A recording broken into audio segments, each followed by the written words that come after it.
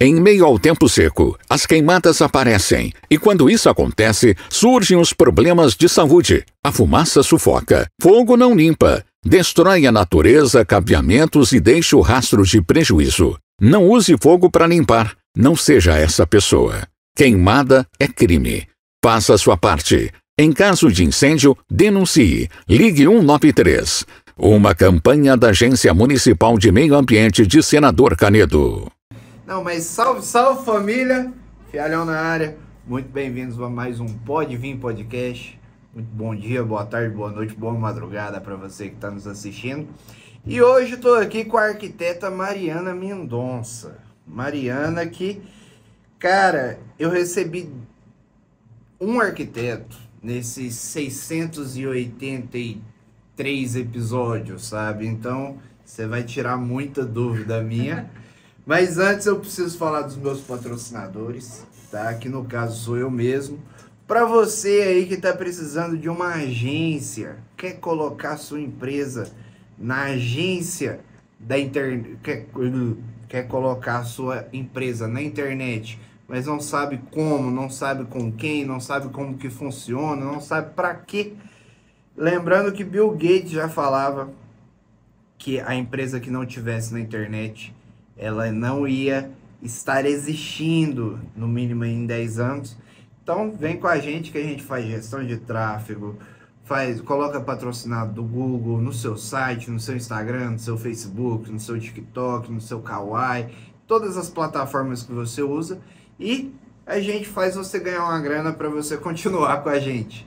Então, vem com a gente, o link vai estar na descrição. E para você que precisa de uma arquiteta, cara, contrata a Mariana, porque ela é diferente das demais. Mariana, primeiramente, muito obrigado por topar esse convite. E eu já quero perguntar a pergunta de sempre, né? Por que você foi para arquitetura? Eu nasci numa família que tem arquiteto, né? Então, desde pequenininha eu já tive esse contato com a arquitetura. E minha mãe sabe desenhar também muito bem, então eu nasci dentro de uma família de gente que sabe desenhar, que tem criatividade, né? E aí fui seguindo, né? Fui trilhando esse caminho, mas na época do vestibular, a gente jovem, a gente não sabe o que quer, né? Eu prestei vestibular para medicina, prestei para odontologia, prestei para arquitetura e passei na primeira fase para odonto, mas aí eu já tinha passado para arquitetura e eu já não quis saber mais do odonto, porque realmente eu queria era arquitetura mesmo. Mas odonto com arquitetura? Então, deve ter alguma relação, porque meu marido é dentista, então eu acho que deve ter alguma sintonia. Mas tem, porque o dentista, ele trabalha com coisas muito pequenas, muito detalhe, né? Então, e o arquiteto também é muito detalhista, né? Então, eu acho que só nesse viés, tá? Porque o resto eu entendo. Não daria. Então, eu acho que eu passei para a faculdade certa, para a profissão, escolhi a profissão certa. Quando você fala de arquitetura, olha aqui que me vem à mente. Aquelas mesas gigantescas para fazer plantas de casa, para fazer, deixa eu pensar, para fazer plantas, aquele papel fininho, papel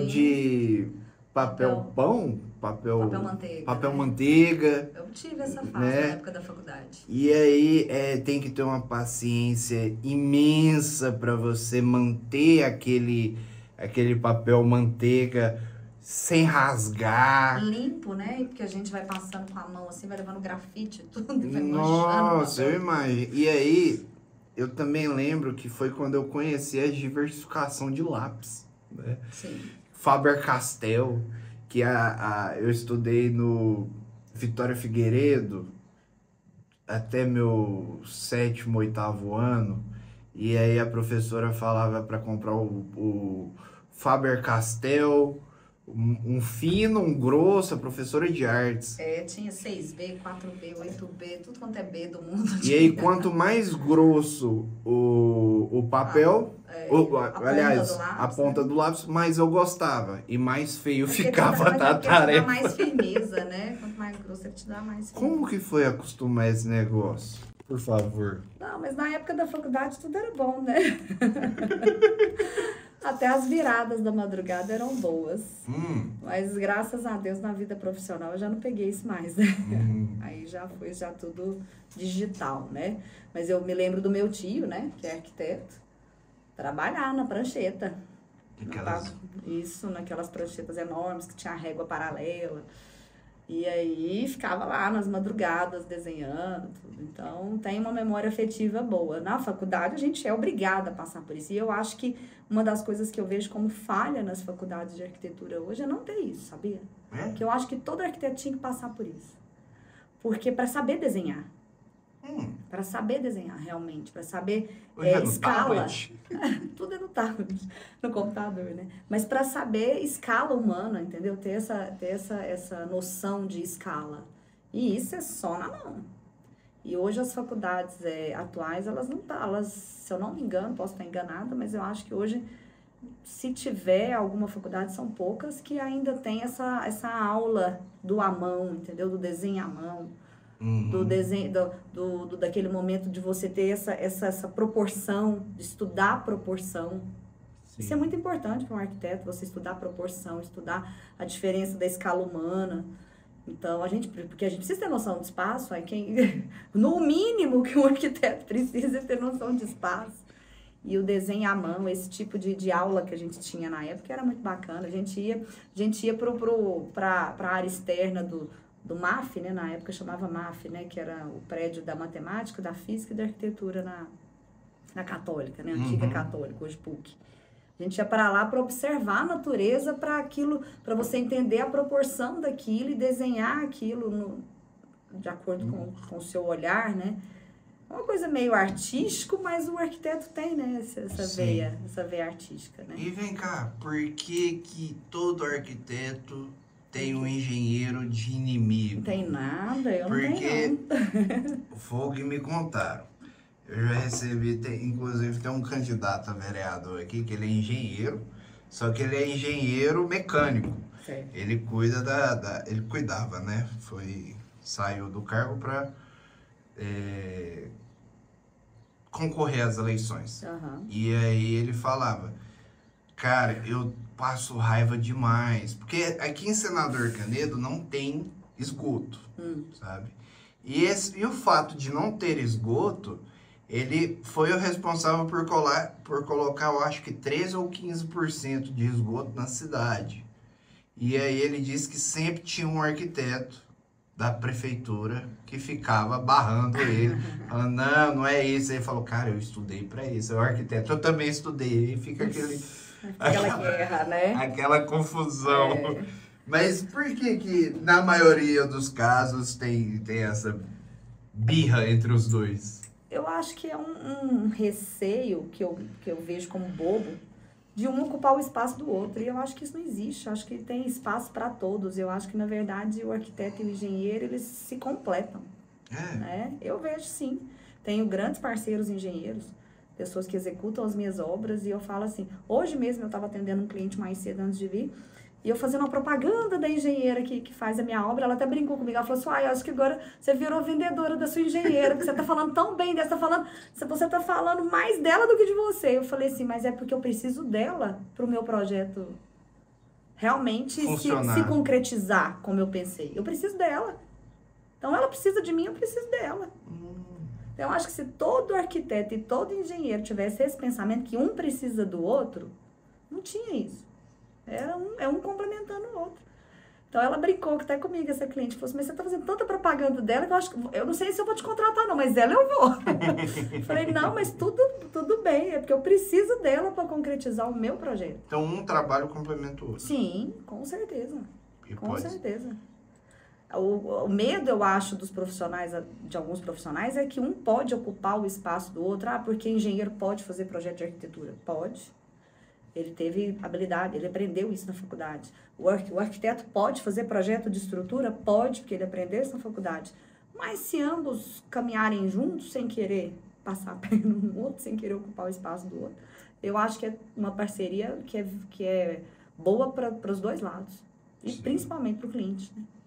Eu tive um tio que ele era engenheiro, só que é aquele tio que a gente não tem informação nenhuma, sabe? Que a gente viu ele 3 vezes na vida, porque ele mora lá em Belém do Pará e a gente em Goiás, e a gente só teve contato com ele porque nossos pais levaram a gente quando a gente era pequeno para lá.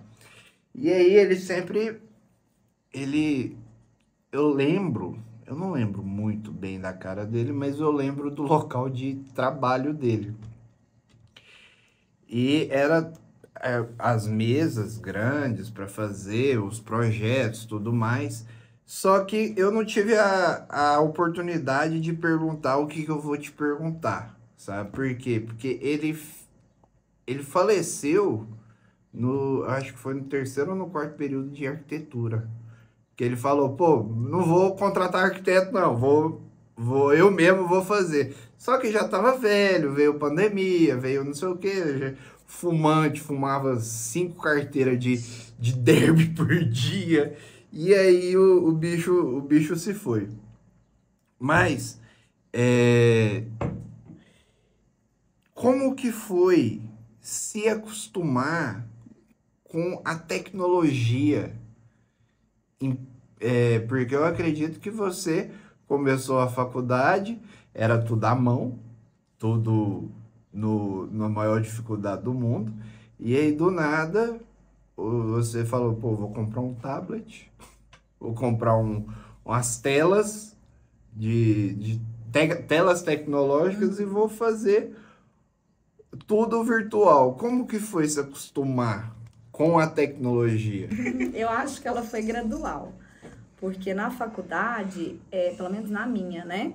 Começou à mão, mas do meio para frente, ou já no finalzinho, eles já começaram também a pedir também no digital.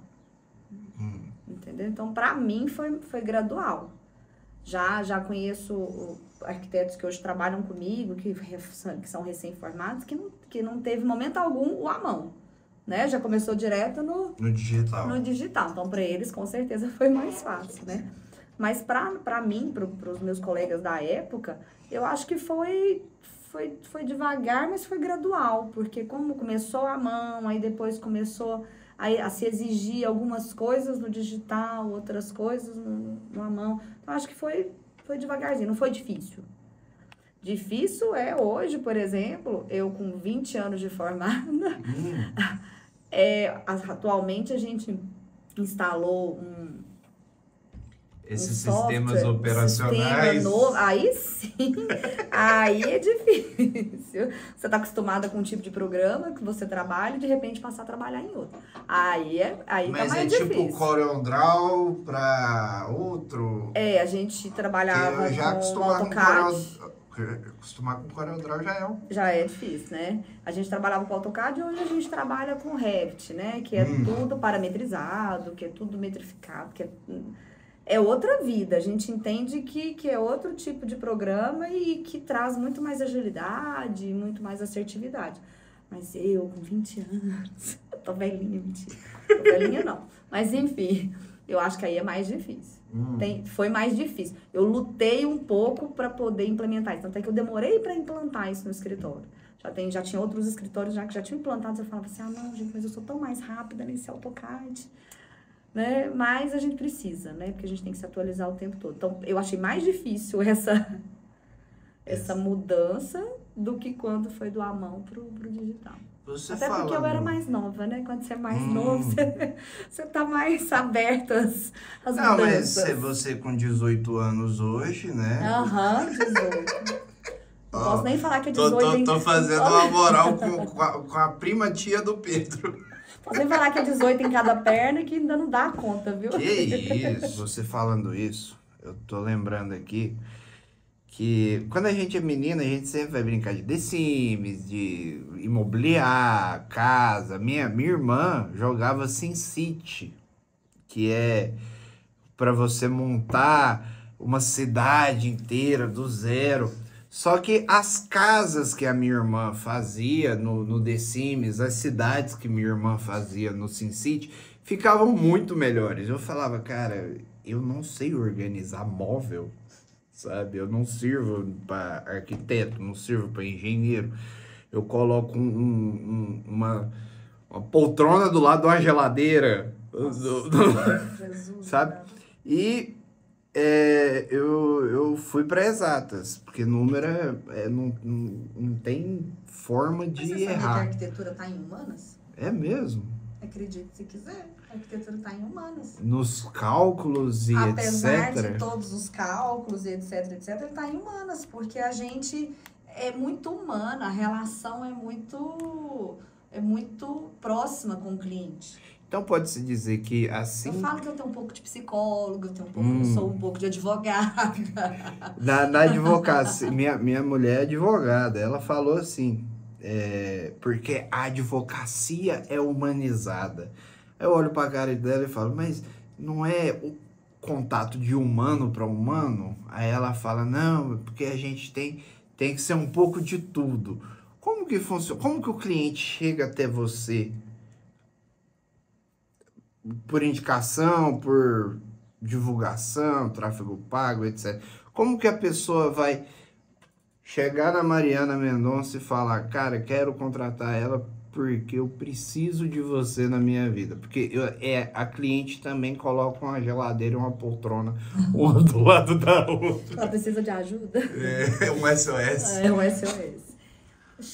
Normalmente 90% é indicação, né? Então, assim, graças a Deus, nesses 20 anos, a gente já tem um caminho trilhado aí e bacana, assim, graças a Deus. Então, muitos nos indicam, eu já tô na segunda, às vezes na terceira casa daquele cliente, que aí conversa com um, né, tal. Tem a questão hoje das mídias sociais, né, das redes sociais. Eu sou da época que não tinha rede social, que era revista, que a gente divulgava em revista, né? Hoje já não tem mais, né? Então, hoje realmente tem as redes sociais, tem as mostras de arquitetura, Casa Cor, né? Que também é uma forma de você divulgar. Como que foi a viagem que você foi? Foi ótimo. Acho que foi segunda e quarta. Eu fui na Casa Cor de Belo Horizonte na quarta-feira e na de Brasília na sexta. Na sexta. É porque a gente tem que ficar viajando. Teve uma Casa Cor esses dias pra trás aqui em Goiânia. Teve, no início Aí eu do virei ano. pra Andressa e falei, amor, vamos? Ela, ué, amor, vamos, só que a gente não tem dinheiro pra comprar esses trem, não. Aí eu falei, mas é melhor que você em Toque-Stock, né? Pelo menos lá você vê as tendências, se inspira. Mas acabou que a gente não foi. Tem que ir. Então, tem toda essa forma de divulgação. Então, mas a maioria dos meus clientes chega através de indicação. E não tem nada que trave a divulgação na arquitetura, né? Pelo menos o que eu pesquisei. Não. Não existe um conselho chato pra ficar te brecando. Não, a gente tem um conselho de arquitetura, mas ele permite você divulgar desde que isso seja acordado com o seu cliente. Então, no meu contrato sempre tem uma cláusula falando, né, sobre divulgação, né, desde que eu não coloque o nome do cliente, que eu não exponha o meu cliente. Sim. Né, lógico. Mas, pelo menos, nunca tive problema nenhum. Todos os meus clientes sempre foram muito abertos a que eu pudesse tanto divulgar o antes, o durante, o depois. O antes e depois, o próprio cliente acha bom divulgar para o vizinho, para o parente. Fala, olha o jeito que era minha casa, olha o jeito que ficou. Então, os clientes ajudam nisso também. Mas a maioria vem de indicação. Hoje a gente tem uma rede social forte. Até porque hoje a gente precisa da rede social, né? Para poder divulgar, né? E era uma coisa que a gente estava conversando você me perguntou agora da Casa Cor que a gente estava visitando, eu e um grupo de arquitetos, a gente estava conversando sobre isso. Hoje, com a rede social, você descobre as tendências do mundo inteiro na palma de sua mão, né? Então, tem que investir numa rede social. Então, a gente investe numa rede social, investe em participação em mostras. Eu participo normalmente um ano sim, um ano não, da Casa Cor. E isso faz com que com quem não é visto, não é lembrado. Não é lembrado. Então, a gente fica aparecendo ali, aqui, hoje. Aí vai. Uma coisa que minha esposa, né, que agora tá morando junto, é esposa. Não casou, Casado mas... com fé, como é que é? Juntado com fé, casado é. Mas, tipo assim, dentro da advocacia existe o advogado criminal, existe o advogado de família, existe o advogado agrário e etc. Dentro da arquitetura, eu acredito que existam suas linhas de estudo, né? Que a gente, só quem estuda arquitetura consegue organizar uma casa gigantesca e que uma coisa que fique boa. Uma coisa... E eu tenho muito problema com isso, porque na minha cabeça de administrador, de comunicador, cara, você vê isso aqui é uma zona, mas Uma zona arrumada. é uma zona arrumada, eu sei onde que tá tudo, sabe? Só que a cabeça do TDAH também. É uma zona arrumada que só você acha. E aí eu queria te perguntar quais são as linhas da arquitetura e qual linha que você segue, ou se é outro nome, se não é linha de estudo que realmente existe para o seu trabalho. Na arquitetura se fala muito em nicho, né? Você nichar em alguma coisa, né? De especialização, eu tenho especialização em design de interiores, tanto comercial quanto residencial. Tenho em iluminação e tenho em arquitetura escolar. Eu sou a única arquiteta de Goiás especialista em arquitetura escolar, pelo menos até onde eu sei. E depois eu vou chegar nesse ponto que eu vou te contar um pouquinho disso, né? Mas, então, assim, em termos de estudo, né, que eu investi em estudar, foram essas 3 áreas, né? Mas são 3 áreas que, apesar da arquitetura escolar ser uma coisa bem nichada, né? O design de interiores residencial comercial e a iluminação, eles se completam, né? Então, são estudos que eu fiz que eu aplico em todos os meus projetos. Mas na arquitetura a gente tem arquitetura residencial, arquitetura comercial, arquitetura hospitalar, arquitetura escolar, né? Dentro da comercial você tem aí um leque de... Não é só comprar um móvel e colocar na casa. Não, tem um leque de opções, né? Corporativo, escritórios, né? Na área da saúde, clínica, hospitais, consultórios. E no escritório meu lá, a gente já fez de tudo um pouco. Então eu acho que você vai ser... Eu acho que você vai ser essencial pro projeto do meu vereador. Mas é porque a gente está com um projeto... Ele vem desde 2016 tentando trazer o Hospital São Francisco para cá.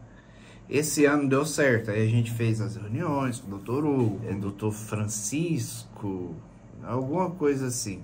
E aí eles compraram uma área, um terreno de 100 milhões e vai construir o hospital. E aí eles querem fazer tipo asa norte e asa sul de Brasília. Só que uma asa vai ser destinada para o ramo da saúde, por exemplo, vai chamar área comercial Salute, que vai ter farmácia, vai ter clínica, vai ter um monte de coisa que não me vem na memória. E isso na asa norte. Na asa sul vai ter empreendimentos tipo ferragista, borracharia, comércios em gerais. Só que os dois comércios eles vão se juntar, né? Um vai completar o outro para que todos atendam ou as pessoas que vão atender no Hospital São Francisco, que vai ser construído aqui, ou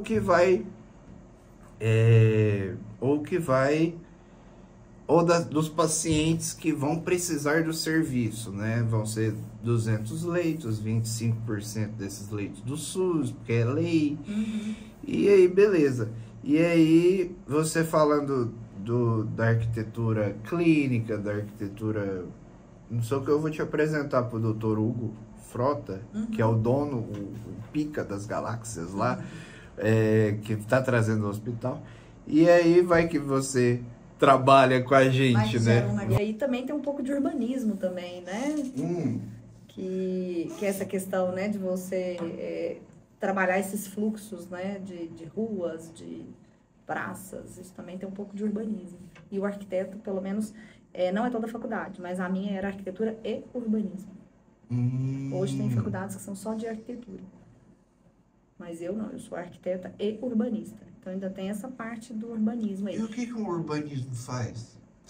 Vou te dar um exemplo claro. Brasília, você acabou de falar de Brasília, Sim. né? As suas não, de Brasília. Quem projetou Brasília foi um urbanista. Oscar Niemeyer? Não. Lúcio Costa. Lúcio Costa. Quem Oscar projetou os Niemeyer, prédios, é. quem projetou os prédios, Oscar Niemeyer. Então, o urbanista faz essa parte de fluxo de rua, de vias, praças, de dividir uma gleba em quadra, lote. Número, etc. Então, isso é um dos trabalhos de urbanismo.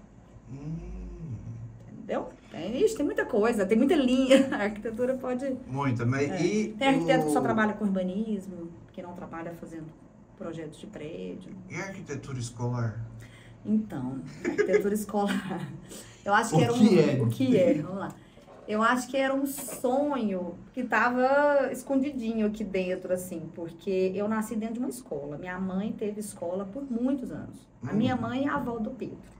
A minha mãe e a avó do Pedro, que são irmãs.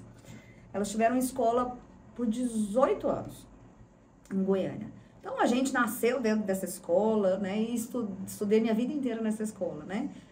Então, eu sempre gostei de projetos direcionados para crianças. Sempre gostei. Talvez, acho que por essa vivência, né? Porque eu acordava e dormia dentro da escola, né? Porque minha mãe era a primeira a chegar e a última a ir embora. Então, né? Eu acordava e dormia dentro da escola. E aí veio a pandemia, e na pandemia aquela bagunça toda, né? As escolas totalmente perdidas, sem saberem como que elas iam se preparar, tanto para as aulas online, como para o retorno dessas crianças quando fosse possível. Sim. E aí eu falei, não, essas escolas precisam de ajuda, elas precisam de orientação profissional. Mas aonde tem essa orientação profissional? Aí eu fui atrás e fiz uma especialização lá do Ciência, uma pós-graduação em Brasília, em arquitetura escolar.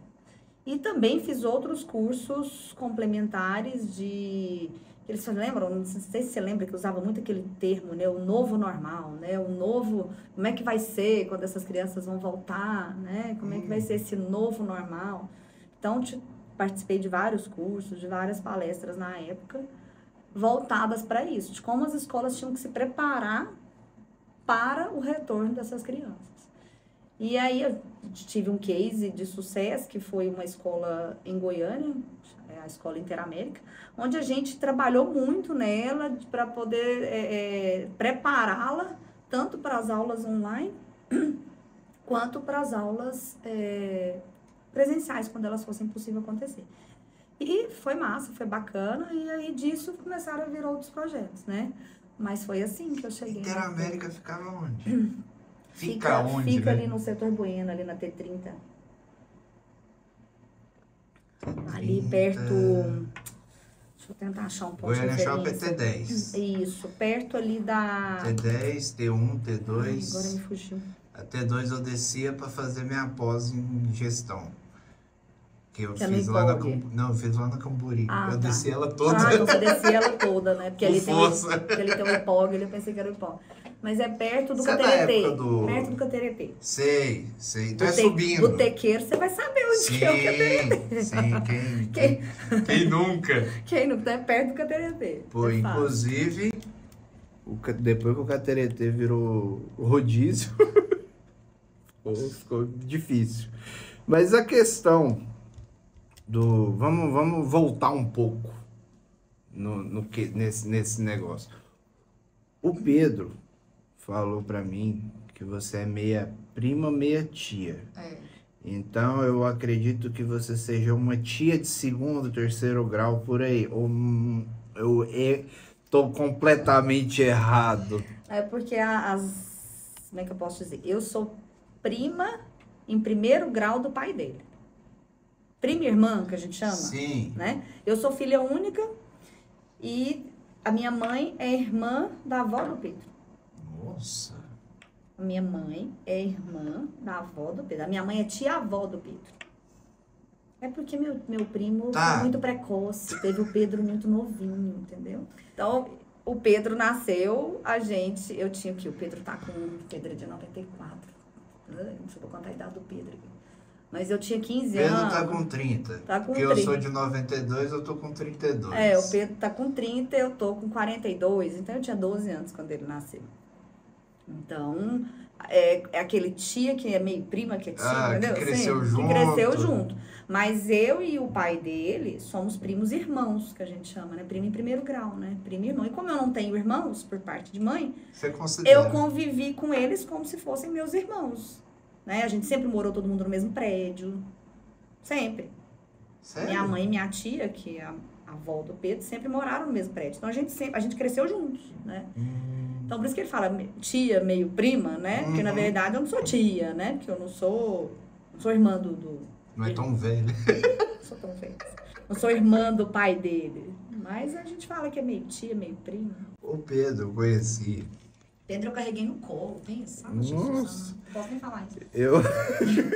Me sinto a idosa. Eu convidei o Pedro pro podcast e aí ele falou, mano, eu te conheço. Eu falei, conhece? Da onde? Conhece da Mas onde? o Pedro conhece todo mundo. Aí ele falou, cara, você é amigo do Murilo. Eu falei, Murilo? O Orsolino. Eu falei, sei. Que na época eu fazia direito na PUC. E aí eu fiz 2 anos de direito na PUC. E aí o Pedro, ele era muito amigo desse Murilo, que eu era muito amigo também. E a gente sempre se encontrava na casa da mãe do Murilo, na roça da avó do Murilo, para tomar uma e ficar tranquilo até o amanhecer. Sabe? E aí só que eu não lembrava de jeito nenhum do Pedro. Por quê? Porque eu vi ele umas 2, 3 vezes. Aí eu falei assim, porra, Pedro, eu fui muito importante na sua vida. Pra você lembrar. Ele, cara, não, é porque a gente sempre se trombava na faculdade, eu sempre te via, não sei o que. Eu falei, pô, então tá bom, né? Mas outro assunto que eu queria falar com você é como que você conheceu o seu marido? Pra deixar eternizado aqui. Tem que rir. Foi num carnaval, você acredita? Ai, Deus. Ó, pra galerinha que tá assistindo aí, eu recebi uma notícia um tanto quanto bombástica pro nosso município aqui de Senador Canedo, que tá tendo um surto de caganeira em 74 cidades. Goiânia também. Nos arredores. Deixa eu abrir a notícia aqui, ó. Surto de diarreia aguda atinge Senador Canedo, diz Secretaria da Saúde. Ó. De acordo com a Secretaria de Estado da Saúde de Goiás, a SES-GO, o surto de doença diarreica aguda atinge Senador Canedo e 73 municípios. Ainda segundo informações da pasta, foram notificados 12.205 casos desde ontem. Que horror. Sabe? Será que isso não tá na água, não, gente? Sei lá. Provavelmente. A Superintendência da Vigilância da Saúde de Goiás, Superintendente Flávia Amorim, recomenda que a população deve se atentar à higienização das mãos e dos alimentos para evitar doença, ou seja, os cuidados básicos, os cuidados de sempre, né? A doença pelo rotavírus é transmitida de pessoa a pessoa via oral ou fecal, ou seja, manter uma distância, e lavar as mãos, lavar a mão. Banheiro, né? Às vezes a criança ou adolescente ou até mesmo o adulto vai no banheiro, não higieniza muitas bem as mãos, encosta em outro alimento ou compartilha um copo. As pessoas doentes devem evitar ir para o trabalho ou a escola. Então, pega um atestado de um dia, 12 horas, sei lá, fica em casa, melhora e depois você volta às suas atividades diárias. E ainda mais vocês que são mais velhos, né? Porque a gente tava brincando aqui, Gente, mas é jovem, né? um rolê mais tranquilo. O que mata a véia? Queda, caganeira e diarreia. Catarro. Queda, catarro e caganeira. Então vamos se cuidar um pouquinho aí, viu? É uma notícia que tá pairando os portais de notícia e a gente vai fazendo o possível e o impossível para deixar a galera mais bem informada, né? Mas vamos falar do seu marido. Você contou do seu marido? Não. Então, como que Mariana Mendonça conheceu o marido e se você tem alguma coisa a ver com a Marília Mendonça? Olha, eu queria ter o dom do canto dela, eu queria ter metade da conta bancária dela, mas não tenho. Que eu saiba, não tem nenhum parentesco. Vamos lá, o marido. Você acredita que o meu casamento é fruto de um amor de carnaval? Carnaval. Conheci ele em Jaraguá. Antigamente o carnaval de Jaraguá era famoso. Todo mundo saía de Goiânia para o carnaval de Jaraguá, né? Isso, e Goianésia, né? Eram bombáveis os carnavais de lá. Antes de bombar o Anã? Eu já não sei, né? Não sei, não sou dessa época. Mentira, não sei. Não sei dizer. Eu nunca fui para o Anã, então... Então, foi lá, foi em Jaraguá, no ano de 2000. Tem 24 anos, isso. E como que foi? Qual cantada ele usou para você? Aí ele me chamou para comprar uma cerveja. Olha que cantada. Sério? Olha que cantada romântica. Foi. Não foi uma cantada. Foi uma coisa que aconteceu. Foi um convite. Vamos ali comprar uma cerveja? Vamos. E viver uma vida inteira juntos. 24 anos juntos, tá vendo? Tanto que eu sou facinha, me chamou para comprar uma cerveja. Nossa. Mas o que te conquistou nele? Uai...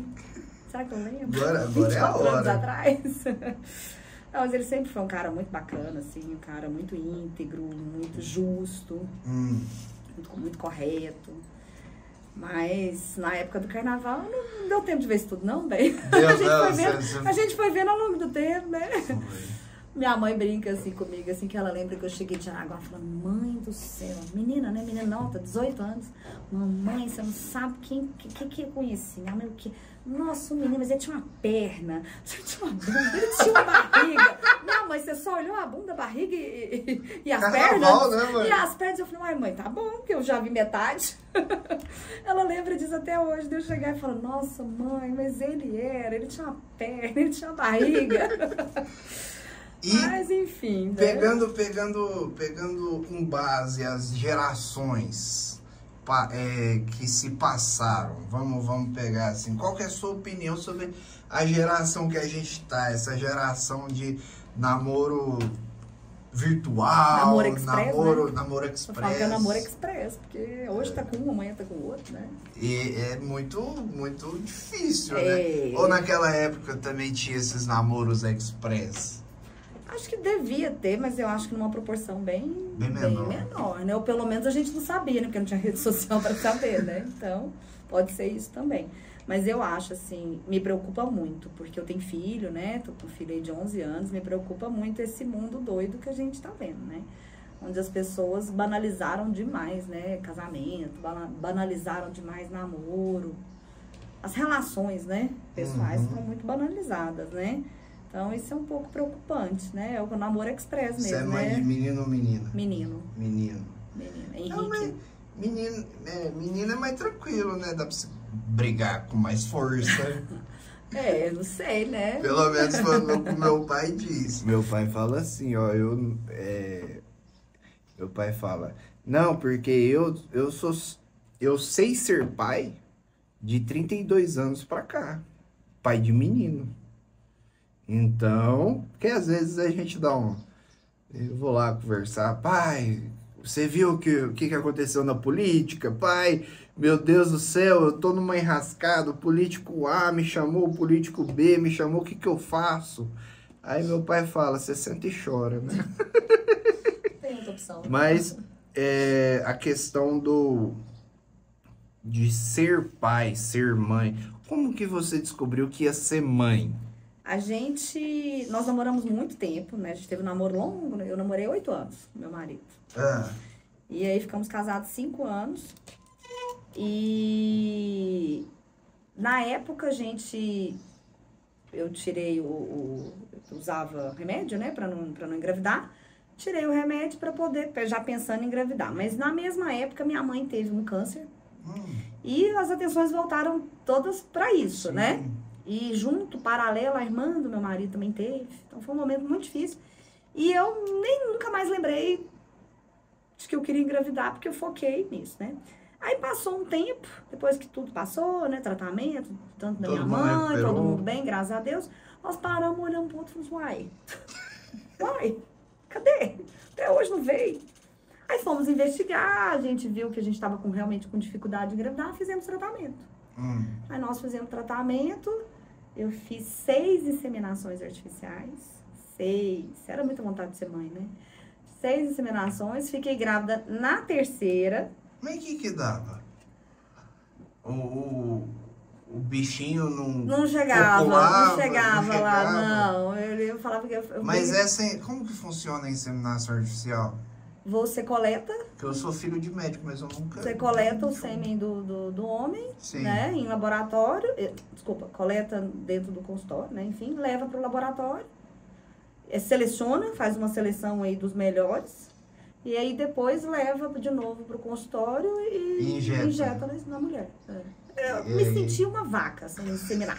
Mas tá bom, tá tudo certo. Eu queria ser mãe, tá tudo certo. Era o que dava, né? Era o que tínhamos para aquele momento, bora. Ainda bem que meu marido também tinha a cabeça boa também, vamos.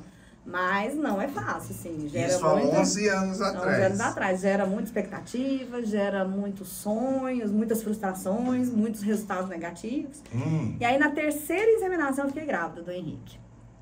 Aí, no ano seguinte, a gente já falou, não, já que a gente já tá nesse embalo, vamos de novo. Aí, fizemos mais 3 inseminações e nenhuma deu certo. Aí, nós paramos, olhamos pro outro, falamos assim, acho que tá bom, né? Acho que já não queremos mais passar por isso mais, não. Mas a gestação foi boa? Foi tranquilíssima, graças a Deus, foi uma gestação maravilhosa. É porque dizem assim... Se eu pudesse, tinha 10 Henriques de novo. É mesmo? É porque, assim, dizem que o homem, ele se torna pai... Ou quando escuta o batimento cardíaco no ultrassom, né? Ou quando ele realmente pega, até ali ele tá naquela emoção de, meu Deus do céu, não sei agir, mas eu sei que eu tenho que ser homem e não posso demonstrar fraqueza para não enfraquecer a minha esposa. E aí, a mulher, eu acredito que é a partir do primeiro dia ali, né, do que descobre, pô, tô grávida, deu positivo. É um amor que vai crescendo, né, ele vai sendo nutrido devagarzinho, mas eu falo que nasce um filho, mas junto nasce uma mãe.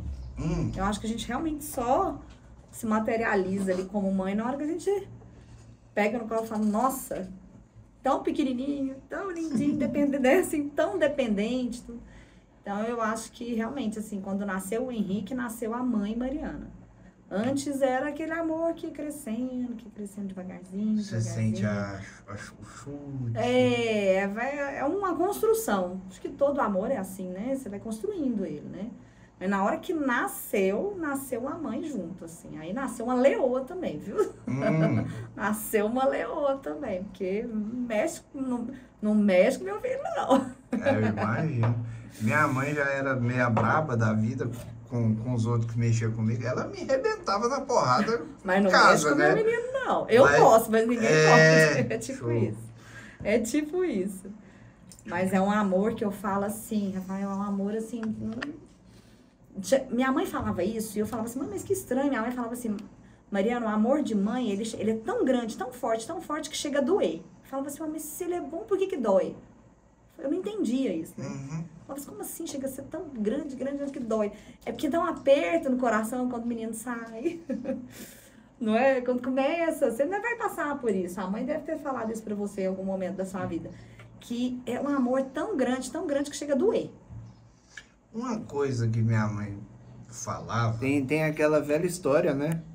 que praga de mãe pega, Pega. né? Pega. E aí minha mãe falava, meu filho, hoje em dia minha mãe falou, eu fico, se eu não puder pisar no chão, eu não piso, sabe?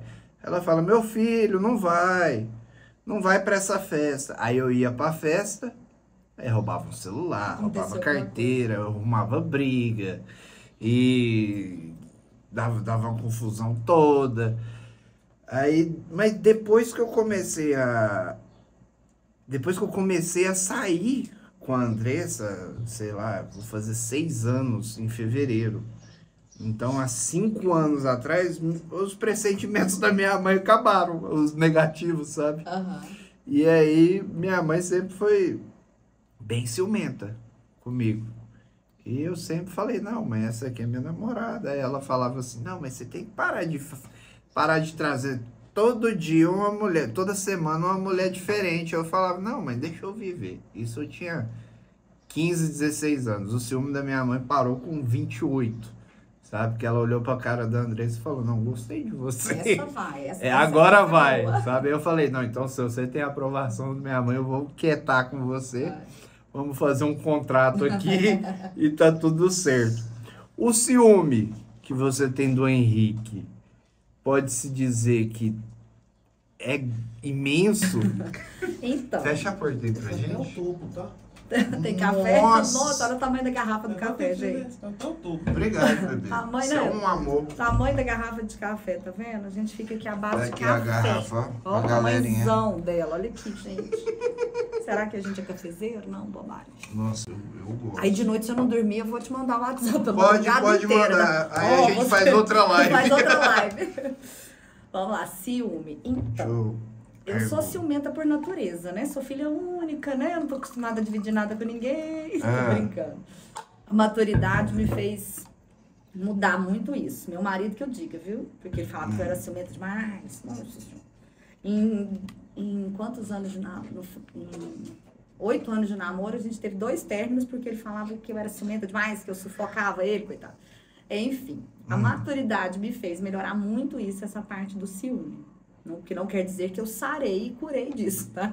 Ainda tem. Ainda tem, mas ele é controlável. Tem o resquício. Ele é controlado, entendeu?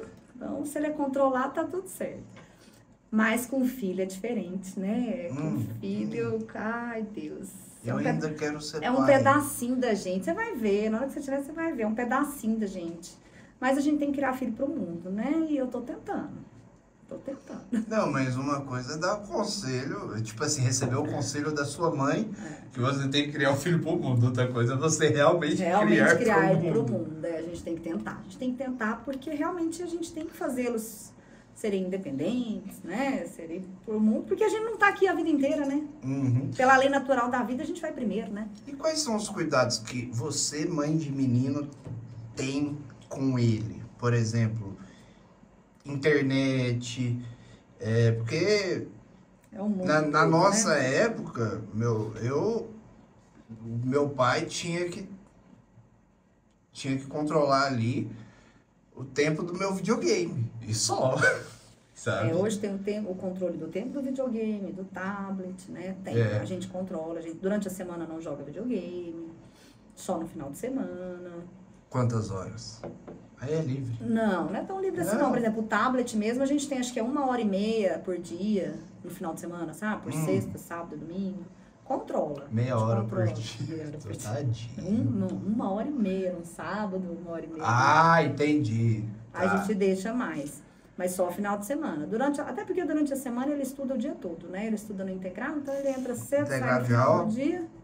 Aí tem futebol, aí tem inglês, tem tanta coisa, né? Tem tanta atividade, nem tem tempo pra tela, o que é ótimo. Nem se ele quiser. Nem se ele quiser, senão que ele chega, ele já tem que se organizar pra dormir, né? Mas a gente tem esse controle. Tem que ter, ele não tem celular ainda. Alguns coleguinhas já têm, ele ainda não tem, a gente ainda tá segurando. E qual é a hora certa pra dar celular? Ai, menina, a hora certa é difícil falar, né? Uns acham que já é a hora, já deu. Outros acham que não. Mas eu acho que é a hora que a gente tiver com o coração tranquilo pra dar, sabe? Eu acho que isso vai de cada família. Não julgo. Não tô aqui pra julgar quem já deu, quem ainda não deu. mas a gente segura e assim, eu acho que eu só vou dar mesmo na hora que eu perceber que ele já tem maturidade para poder lidar com algumas coisas, entendeu? Porque via WhatsApp chega tanta coisa, né? Via YouTube chega tanta coisa. Então, ele ainda é muito novinho ainda, tem 11 anos só, meninão de tudo. Faz aquelas piadinhas. Meninão de tudo, então dá pra esperar pelo menos uns 2 anos, dá pra esperar ainda, viu? Tô Ixi, segurando. dá. Vamos ver até onde, né? Pode ser que daqui uns 6 meses você me encontra e fale, ih, sabe aquilo que eu falei? Já foi. Já comprei um iPhone pra ele. Mas a gente tem que... E assim, a gente tem que dar eu falo assim, os valores, a base, né? Então a gente dá essa base para ele de que, ó, mesmo com o tablet, ele tem um tablet, né? Se ele quiser, ele pode entrar no YouTube e ver, por exemplo, na hora que ele tá usando o tablet. Mas a gente ensina do que ele pode, o que ele não pode. Se eu também não confiar, né? Então tem é uma linha, é muito tênue, né? Isso, né? Mas meu filho, graças a Deus, o Rafael, ele é um menino muito do bem, assim. Pode ser que daqui, igual eu te falei, pode ser que daqui alguns meses eu te conte, ixi, virou cross. Mas ele é muito tranquilo, ele é muito da paz, ele é muito de boa. Ele sabe ouvir. Sabe. Então, vamos indo nessa linha, né? Até onde eu não sei. Eu tô te perguntando isso porque eu tenho vontade de ser pai. Mas eu ia ter que conversar com seu marido. Isso que eu espero. Só que a questão não é o ser pai, não é aquele negócio de, meu Deus do céu, vou ter que buscar meu filho numa festa e aí a minha mulher vai ficar com ciúme dele porque ele tá conversando com um monte de menininha. Só que eu vou, tipo assim, não sei, é justamente a linha tênue, sabe? É muito. Mas uma hora, a gente tem que ter um herdeirinho. Né? Eu acho que todo mundo tem que plantar uma árvore, fazer um filho e beba escrever água. um livro. E escrever um livro. Beba água, plante uma árvore, escreva um livro. Tem até um meme fala disso, mas... Mas eu respeito também quem nunca teve filho, quem não pode ter filho, enfim, né? Tem aí várias situações, né? Mas eu já plantei a árvore, eu já escrevi um livro e já tive um filho, o que não quer dizer que eu já posso morrer, tá? Eu ainda tenho muita coisa pra fazer ainda. Então me conte sobre seu livro, por favor. Eu era muito novinha. Foi livro de época de escola. Assim. Não é livro de autoajuda, não. Empreenda, faça o que... Não viva o mundo CLT. Não, nada de coach, nada de... Inclusive, quero saber sua visão política. Podemos conversar sobre política? Podemos. Lula ou Bolsonaro? Não, tô brincando. Nenhum dos dois.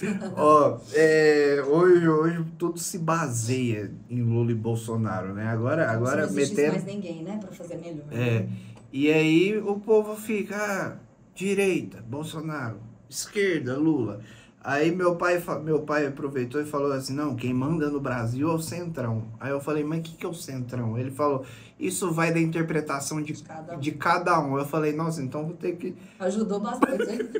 Vou ter que perguntar para cada um. Então me diga, porque você fala sobre valores, sobre princípios, e parece que você educa o Henrique muito nessa coisa de faça o bem, sem olhar a quem, mas não deixe os outros pisarem em você, né? Eu meio que nesse negócio eu errei. Não, tá certo, eu acho que é isso mesmo. A gente tem que ensinar os nossos filhos a andar na linha, mas não serem feitos de bobos, né? Também, né? Só pelas menininhas, né? Nem pelas menininhas. Não mexe Henrique, com a mãe. qualquer coisa você me liga. Senão mexe com a mãe. Mas eu acho que é isso, a gente tem que dar base para os nossos filhos, né? Não adianta a gente colocar no mundo e não ensinar o que é certo, o que é errado, né? O que são valores, o que são princípios, o que é tratar bem o próximo, o que é... Olha, eu falo isso muito lá em casa, a gente fala muito isso lá em casa, né? O que a mão direita faz, a esquerda não precisa saber, então a gente precisa ser mais gentil, mais generoso, mais solidário com o próximo, né? Então, isso são valores que a gente passa para o nosso filho e que são valores cristãos. Certo. Né? Independente da religião, independente do que você crê, são valores cristãos, né? Mínimos, né? Que eu acho que todo mundo precisa ter. Se todo mundo tivesse, a sociedade estava um pouco melhor, né? Às vezes fala que tem, mas da boca pra fora, né? Da boca pra dentro. Só pra fazer um statusinho na hora. Porque o que a gente tá vendo é um ser humano cada vez mais egoísta, um ser humano cada vez mais Difícil de lidar. de trato, né? Que leva tudo a ferro e fogo, né? O extremismo, né? Por isso que não é nem direita nem esquerda, talvez isso seja essa interpretação do seu pai, nem o 8 nem o 80, né? A gente precisa ter aí um equilíbrio aí. Quando a gente era pequeno, pode-se dizer assim, sempre tinha aquelas brincadeirinhas de, quem anda na linha o trem pega, sabe? E aí a gente achava legal ir contra as regras e tudo mais, só que aí a gente cresceu e falou, não, pô, se existem regras, se existem leis, né? Sabe aquele famoso, quando eu tava na faculdade, 8 anos atrás, eu sempre brincava, porque tinha um pai do amigo meu, ele é dono, né, da Épica Cervejaria, em Aparecida de Goiânia. E aí a gente sempre falava, porque lá o pai dele mandou colocar. Inclusive, beijo, Gustavo. Lá é ótimo. Gustavo Kennedy. Já fui muito lá. Lugar super bacana. E aí o pai dele mandou colocar, proibido dançar em cima da mesa. Aí eu sempre falava, se tem placa, tem história, sabe? Provavelmente alguém já dançou isso. Provavelmente. É aquelas mesas redondas que só de você pensar em subir, você já cai, sabe? Então, se tem placa, tem história, se tem leis são para ser obedecidas, princípios, costumes, sempre faço bem, etc. Mas a questão política de Mariana Mendonça. Vou perder clientes, hein? Vai nada. Mas a gente tem que se posicionar, né? A gente não pode ficar em cima do muro, né? Então, assim, hoje... Eu acho que a sua visão política não vai determinar se você... Se eu sou boa ou não, se você na é competente. Se eu sou competente ou não, também concordo. Eu acho que a gente tem que respeitar a opinião do outro, né? Independente se ela for divergente ou não da sua, né? Mas não sou Lula, isso é fato, não sou esquerda. Graças a Deus. Não concordo, não concordo, não sou e nunca fui, né? Mas reconheço que já fizeram coisas boas, sim, eu acho que a gente tem que reconhecer. Num passado muito longe. Uns 20 anos. Num passado muito longe, sim. Eu não sei se você vai lembrar, mas eu lembro que meu avô votou no Pedro Wilson. Sim. Em 1998, porque eu lembro dele apertar o 13 na urna e eu ficar só de tocaia, assim, vendo o que ele ia votar. Eu acho que era 13 ou 45 na época. Sempre foi, né? Não lembro. Sempre foi. Acabou que virou tudo a mesma coisa. Hoje é tudo a mesma coisa. Então, eu não sou, isso é fato. Mas também não concordo com tudo do Bolsonaro, acho que também não precisa ir naquele extremo. O extremismo, eu acho que o extremismo em qualquer coisa, ele não é bacana. Numa religião, em tudo, não é? Em tudo. Na sua vida, no seu... tudo a gente fala isso muito, meu filho, tudo em excesso é ruim. O álcool em excesso é ruim, o cigarro em excesso é ruim, a política, o café, que nós já estamos tomando 2 garrafas aqui. Não, mas o excesso são 5. São 5? Tem um limite, segundo né? meu pai. Então, pronto, se o médico falou, então cardiologista, né? Cardiologista falou que eu posso. Estou bem amparada. Mas é isso, assim, eu acho que... Eu falei para você agora, não sou Lula nem Bolsonaro. Mas Lula eu não sou de jeito nenhum. Jeito nenhum. Eu acho que os valores que o Bolsonaro, que a direita prega, tem muito mais a ver com o que eu acredito do que o da esquerda. Sim. Com certeza. O que são valores?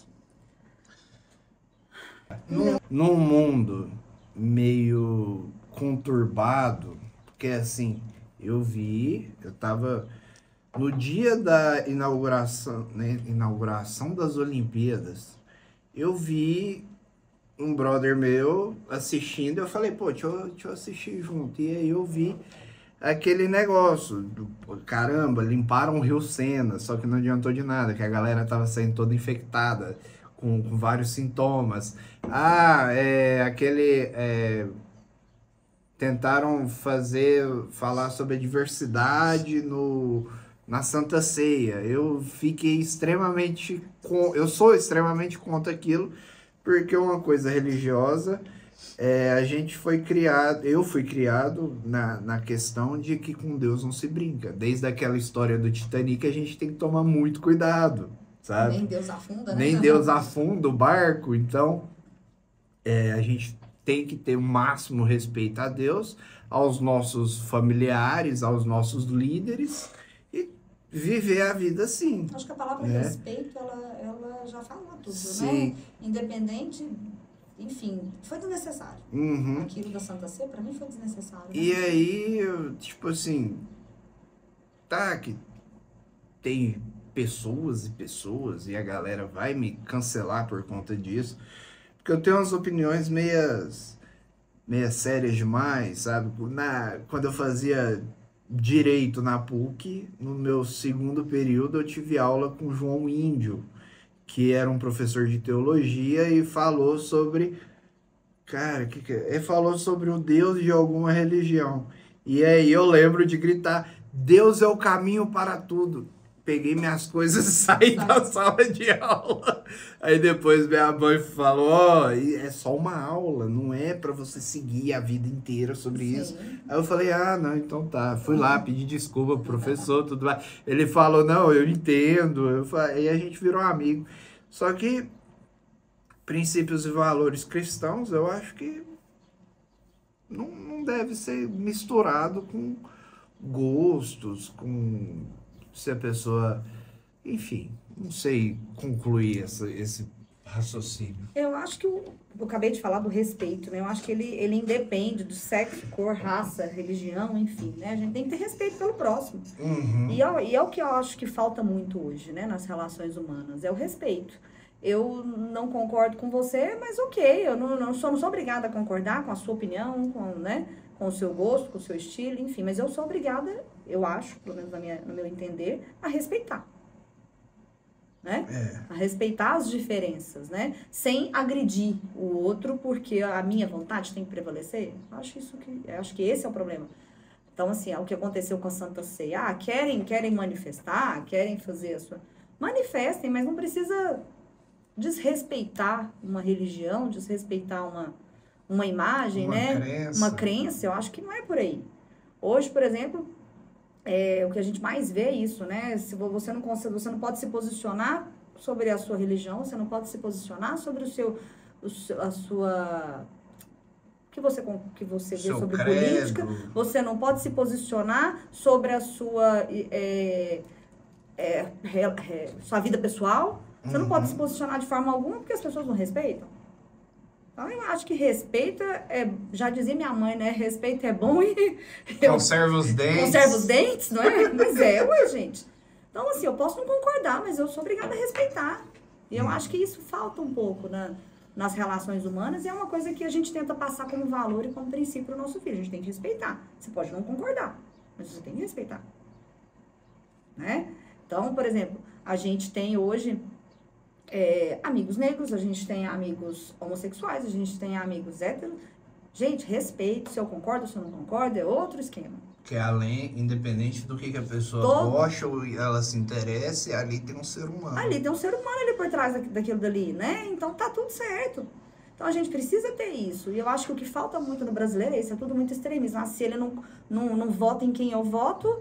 É a pior pessoa. Ele é a pior pessoa. Se ele não crê naquilo que eu creio, ele não presta. Se ele não gosta de homem ou de mulher, ele é um devasso. Não, gente, eu acho que não é por aí. Eu acho que cada um depois se resolve do jeito que... com Deus lá em cima, se isso for o caso. Mas eu acho que o respeito é tudo e eu acho que é o que falta. Sim. Né? Hoje, nas relações humanas, falta isso demais. E na arquitetura? Existem linhas que batem uma na outra? Tipo, a minha é melhor, a minha não sei o quê. Entre os profissionais. Porque eu coloquei aqui... eu tinha feito uma pautinha pra gente conversar. E eu acabei de acessar aqui. perguntando quem foi o arquiteto responsável pela Torre Eiffel. Ah, posso pesquisar no Google, que eu não lembro, não. Pode. Deixa eu te falar um negócio, eu não sou enciclopédia, tá? Não. E por que brincando. que a Torre Eiffel é um ícone gigantesco? Eu acho que para a época ela foi uma construção muito ousada, né? Pelos materiais que ela usou, pela forma como ela foi construída. É a mesma coisa das pirâmides do Egito, por exemplo, que continuam em pé depois de centenas e Tantos anos, né? centenas. Pela tecnologia que se tinha na época, eu acho que isso tudo ajuda e faz com que aquela construção se torne um ícone, né? Mas agora eu não lembro o nome, não. Eiffel, alguma coisa Eiffel. Não tem Não me problema, lembro, não. não. Depois do Covid, a minha É porque memória a gente... Ó, eu procuro sempre fazer um episódio para que a pessoa, ela, por exemplo, daqui um ano, muita coisa, muita informação, não, muitas opiniões suas podem ter mudado. E Sim. aí você vai e acessa esse episódio aqui. Nossa! E aí você vai e fala, não, da hora isso aí. Mas, vou largar essa... Quem projetou o Panteão em Roma? Por que eu fiz essa pauta? Não, larga esse trem de mão. Mas, ó, pra gente poder estar finalizando, eu sempre tenho minhas 3 perguntinhas finais. Que o Pedro deu uma engasgada, o convidado de sexta-feira deu uma engasgada, o de quinta não engasgou, porque, segundo ele, não perdeu ninguém, tá tudo certo. Deixa eu pegar um papel aqui pra limpar, tá? Mas, pra você, inclusive você comentou na publicação, no corte que eu fiz do Pedro,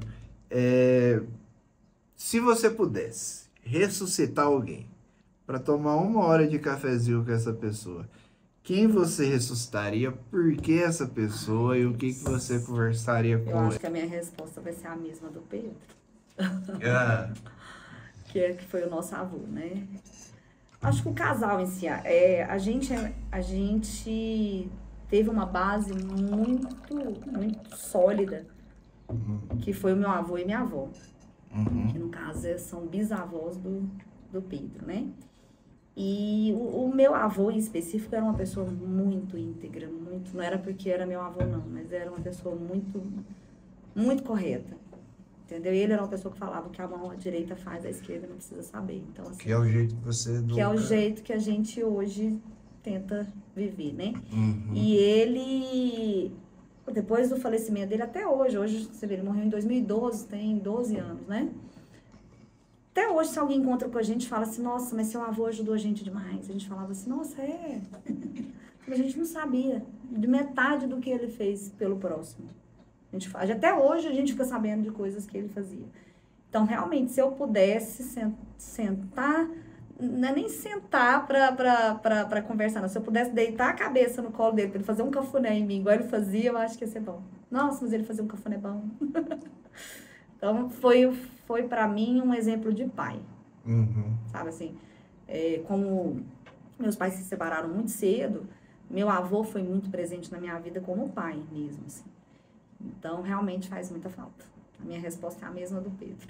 Pra você ver, né? Sim, Sem combinar nada, é a mesma. Se eu pudesse, eu deitava a cabeça ali no colo dele e deixava ele fazer o cafuné que ele gostava de fazer. E pra quem tá vendo aí, graças a Deus, o modo cinema pega o brilhinho do olho. E falando no episódio de daqui um ano, imagina que a Mariana hoje imagina que a Mariana de daqui um ano tá assistindo esse episódio. O que a Mariana hoje tem para falar para Mariana do futuro de daqui um ano, olhando para a câmera? Ai, que eu continue, eu espero que daqui um ano eu continue ainda com a mesma linha de pensamento, de conduta, mas que eu já possa aproveitar um pouco mais do tempo, que eu acho que hoje o tempo é tão relativo, né? O tempo para mim pode ser uma coisa, para você pode ser outra. Eu espero ter mais tempo para poder curtir os meus, curtir marido, curtir filho, que a gente só trabalha. Então eu espero que daqui a um ano eu tenha mais tempo para poder olhar para trás e falar assim, nossa, quanta coisa eu já fiz, né? Então hoje eu posso me dar o luxo de viver mais e trabalhar menos. Se é que eu vou conseguir, porque tem isso também, conta. né? Se é que a gente vai conseguir, mas eu espero colher os frutos do que hoje a gente está plantando. E a terceira e última pergunta. Eu vou tomando agora do café. Aqui, ó. Enquanto ela não responde a terceira pergunta, você que está assistindo aí, vai lá, faz um cafezinho para você e pode escolher outros episódios para assistir também. Inclusive, deixa eu ver aqui qual que é o episódio do Pedro, porque a gente tá falando de Pedro, e aí o povo vai falar, mas meu Deus do céu, Pedro, né? Quem que é esse Pedro? E aí vai ser o episódio, deixa eu só dar uma posição aqui, 600 e... Nossa, mas passou o episódio, olha. E nem tem tanto tempo assim, né? Não tem. Você vê o tanto que você tá trabalhando. Tem 2 meses que o Pedro Já veio. Jesus. Episódio 667. Você vê o tanto que o tempo está passando depressa. Ó, terceira pergunta. Imagina que... Não, imagina não. Eu vou pedir para você fazer uma pergunta para que o seu público e o meu público responda, os públicos do Instagram, responda, que aí a gente coloca como colaboração. Alguma coisa que você queira saber da vida do povo. Da vida do povo. Vamos lá. Vou perguntar na minha área, hein? Você sabe para que serve um arquiteto?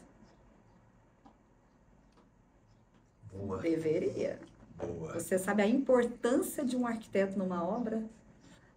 O que a ausência dele pode causar numa obra? Derruba uma casa? Oxe, como derruba? É?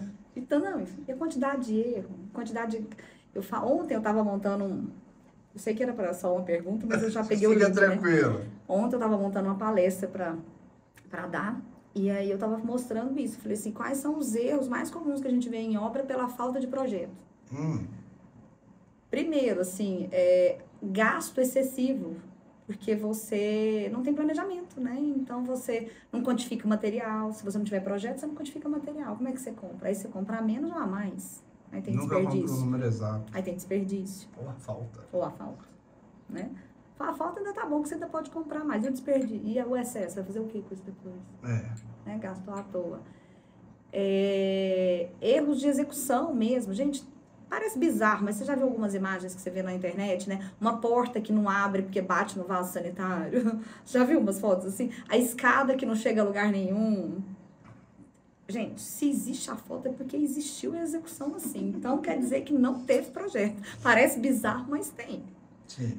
Então, falta de valorização do imóvel. O que um bom projeto valoriza seu imóvel, assim, fora de série. Então, antes da pessoa construir alguma coisa, ela precisa do arquiteto, do engenheiro, além da equipe de pedreiro, o mestre de obra, etc. Mas o primeiro projeto é o arquiteto. O mais Sem importante. Ele, você não faz nada. Sem ele, você não faz nada. Então, a minha pergunta é, você sabe a importância que tem um arquiteto numa obra? Então, se não sabe, eu vou te responder que você nunca mais vai deixar de contratar um arquiteto. Mas coloca nos comentários coloca nos comentários pra gente responder. Então, pra galera que tá assistindo, fica o meu muito obrigado. Se inscreve, ativa o sininho. Foi um episódio arquiteto versus vida pessoal versus política, misturamos tudo. Mas eu acredito que a gente falou sobre tudo pouco, né? A gente é um pouco de tudo, né? Eu não sou só arquiteta, eu não sou só mãe, eu não sou só esposa. Eu não sou... um emaranhado de coisas. Então, se inscreve, ativa o sininho e um beijo pra você. E beba água. Porque beber água é muito importante. Não só café, né? Água e café. Nem só de café vive o homem. Nem só de café. Obrigada, viu, gente? Beijo e foi muito bom estar aqui.